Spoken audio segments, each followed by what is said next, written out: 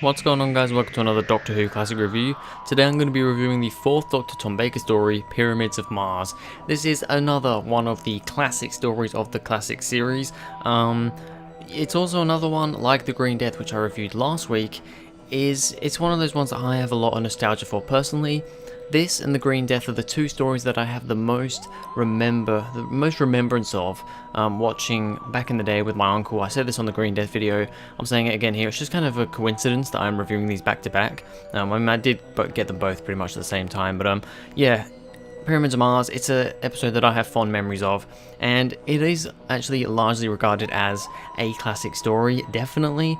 So yeah, I'm looking forward to, well, I was about to say I'm looking forward to watching this one again. I've already watched it, that's the whole point of this video. But anyway, this is Doctor Who, Pyramids of Mars by Stephen Harris. When the TARDIS is infiltrated by a mysterious force, the Doctor and Sarah Jane are drawn off course and arrive in England at the turn of the 20th century. Dark forces from eons ago are beginning to stir, and the whole future of life on Earth is at stake. Sutekh, last of the Osirians, is breaking free from his ancient prison, and no power in the universe can stand in his way. So, a nice little plot on the back of the DVD there. But anyway, let's get straight into it with the cast. Starting off with Tom Baker as the 4th Doctor. Tom Baker's really good in this one. He has some great moments. There's a lot of fairly funny moments in this one. You know, it's not one of the crazy, really funny stories, but it does have quite a lot of fairly comedic moments, which I always appreciate, especially for Tom Baker's 4th Doctor. He pretty much plays them amazingly on the most part. Tom Baker's just a funny actor in the first place, just with the kind of the way he is, the way he looks, the way he acts, and having these little jokes and little weird things here and there really makes his character stand out massively, and it's just really enjoyable, I think. He is also very serious at times though, and actually gets into quite a lot of trouble, and you can kind of feel the pain that he's going through throughout some parts of this story, especially towards the end with Sutekh. And yeah, basically Tom Baker plays it all perfectly. Elizabeth Sladen as Sarah Jane Smith. I mean, what else am I going to say? She's really good. I love Sarah Jane Smith. She's such a good companion, and she really comes into her own quite a lot here. Has a lot of pretty good moments, you know, like when she's shooting the gun.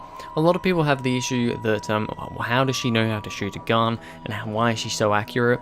I personally don't really have that issue. I mean, I've never shot a gun in my life personally, but I can't personally think that it's too difficult to figure out at least how to shoot a gun.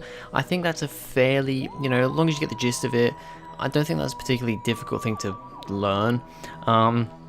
As for how accurate she was with shooting that little thing that she was from so far away, yeah, it's a little bit meh, but I mean, it doesn't really bother me. It's not going to take away from the story or anything. But yeah, on the whole, Sarah Jane, Elizabeth Sladen, she was great. The rest of the cast are also very good. The only one I'm really going to talk about is Gabriel Wolf as Sutekh. He's really good. Sutekh is such a menacing villain. He's crazily menacing, even though he's pretty much completely still throughout most of the story until the end. And even then, he's very still.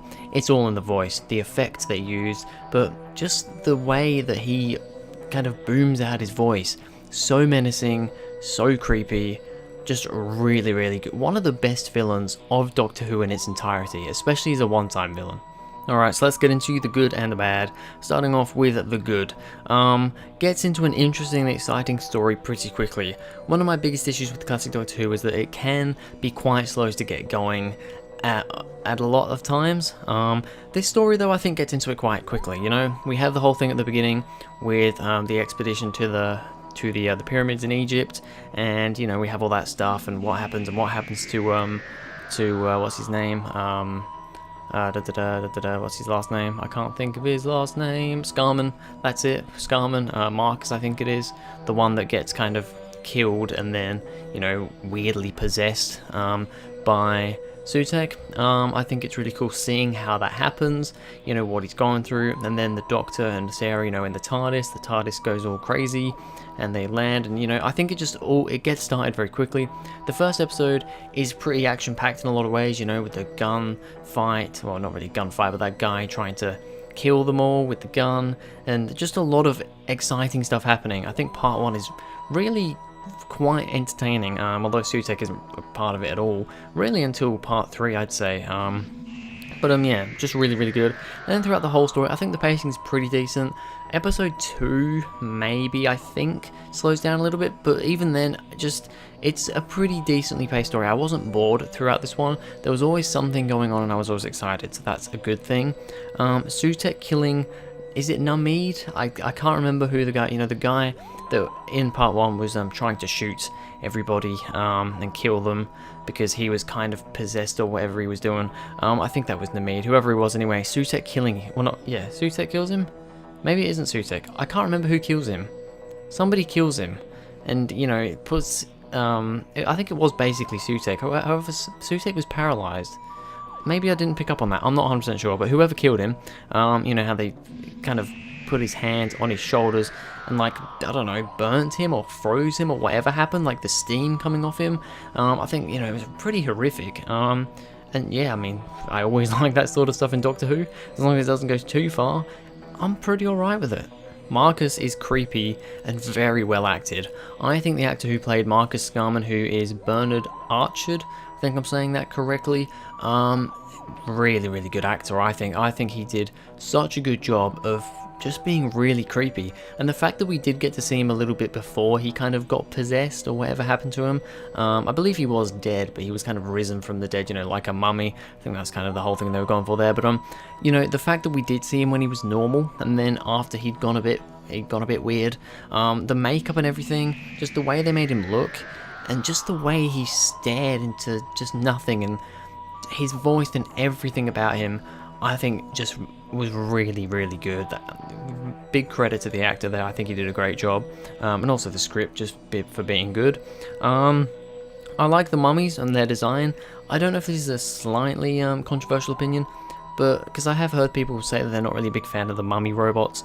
I quite like them. I think they're a pretty cool design. I don't really know why they have the big they almost have breasts, don't they? Which is a bit weird, because when Scarman's brother, Michael Scarman, when that's the actor's name, Lawrence Scarman, sorry, when he unwraps one of their mummies, I don't think it has like the giant bulge on its chest. I don't think so, correct me if I'm wrong, but I don't think it does. So I don't know why they have that, but to be honest, the whole shape of them and the look of them, and especially the face with kind of like the pushed in eye sockets, I think really looks quite creepy, and I do quite like the design of the robots, which I think is a little bit controversial. I don't know, tell me what you guys think. The Doctor showing Sarah what the future will be like if they don't stop Sutekh, because obviously, Sarah, she's like, because this is in the future, she was, I think, born in 1980, or she's from 1980 or whatever, and this is in the past, in like 1911, I think, or something like that, yeah, she's like, well, the world can't end here because, I've not been born yet. I'm still going to be born. And the Doctor's like, doesn't matter. Everything could change from this point. But she doesn't really believe him. She's like, no. So he takes her to 1980, and he's like, this is what the world is going to be like if Sutekh rules the world. And she believes him, and she's like, we've got to stop this. And I just really like that moment. I love Tom Baker's acting and Elizabeth Sladen's acting there. How serious he is and how scared he is as well. Yeah, I just really like that. The Doctor disguised as a mummy. Just a funny little scene. I mean, it doesn't really do too much, but I just like how he, dresses himself up as one of the mummies. I just think it's a pretty nice scene. Doesn't lead to too much, but it's interesting. Sutekh is very menacing when confronting the Doctor. I love the scene in, towards the end of part 3 and the beginning of part 4, where Sutekh and the Doctor are talking. And the way, Sutekh looks at the Doctor, his eyes glow green, and he starts basically like torturing the Doctor. I think that's some horrendous. I was about to say terrific and horrendous. I don't know why I was going to say horrendous, because it's terrific. Horrendous is a new word. It's between terrific and horrendous. But anyway, it's terrific. He's so good in that scene, and Sutekh's so good as well. I just think that's such a powerful scene. Just seeing the Doctor in this much pain, it's a thing that you need to get from the Doctor now and again, and I think it's possibly at its best, or at least one of the best moments of the Doctor being in pure pain in this story. And then finally, the Doctor defeating Sutekh by making him rapidly age to death. So Sutekh eventually manages to get out of his chair. He's not paralyzed anymore. He can move. He goes through kind of the time window thing to get into onto Earth. And but like halfway through, kind of teleporting through, the Doctor manages to get some device from the TARDIS and basically age Sutekh to death. And I think that's a really cool way of killing him off. Just something a little bit different. Something pretty interesting. Now, the only bad thing I have to say about this episode, and it's maybe a little bit of a nitpick, it's just it would have been nice if the Doctor confronted Sutekh a little bit sooner. You know, he confronts him at the end of part 3, and then we see him a bit we see him quite a lot actually for the beginning of part 4, but then he doesn't really confront him again until the very end where he kills him. So it would have been nice to see a little bit more exchange, especially considering how good the exchanges between them were, the scenes between them were. It would have been pretty nice to see more of that a little bit earlier on, but I mean, I'm not really going to take it away from the story too much. So, Pyramids of Mars, did I like it? Hell yeah, I did. Like I said, this story has a lot of nostalgia for me, and it's regarded as a classic anyway, so I mean, I have to give Pyramids of Mars a 10 out of 10. I've been giving a lot of stories 10 out of 10 these days, over the last couple of weeks. Well, over the last couple of months, I should say. But to be fair, that is because over Christmas, I purposely bought a lot of stories that I'd, 1, seen before, and 2, knew were the classic 10 out of 10 stories. So, you know, you've been seeing a lot of 10 out of 10s recently, but just bear that in mind. It is kind of intentional. It kind of did happen that way. But yeah, Pyramids of Mars, it's a brilliant story. I really love it. It's not going to be right at the top of my 10 out of 10s. It doesn't come close to the Green Death, Genesis the Daleks Remembrance, probably not even Kaiser Androzani, or it's probably sitting around about the Tales of Weng-Chiang 10 out of 10 level, which is for me towards the bottom of my 10 out of 10s, but it's still a very good story. Anyway, actually, before I do go, I'm going to say, if you guys could go and follow me on Twitter, that'd be great. I've never actually mentioned it on this channel, I don't think, but I do have a Twitter account for this channel. It's TGL Media. I think the actual Twitter handle is TGL Media 458. Links in the description anyway. I've always been linking it in the description, but I've never actually said anything. So if you guys do want to go, I don't post that much on there at the moment, but you know, the fact that I only have 3 followers, there's not really much point. However, if I did get a lot more followers, I would definitely be posting on there a lot more, pretty much all Doctor Who related stuff, just stuff going on with the channel and Doctor Who and stuff. So yeah, please do go check out my Twitter, give it a follow if you are interested. But anyway, that's going to be it for this video, guys. Thank you very much for watching. If you enjoyed, please go ahead, like and subscribe, and I'll see you guys in the next video.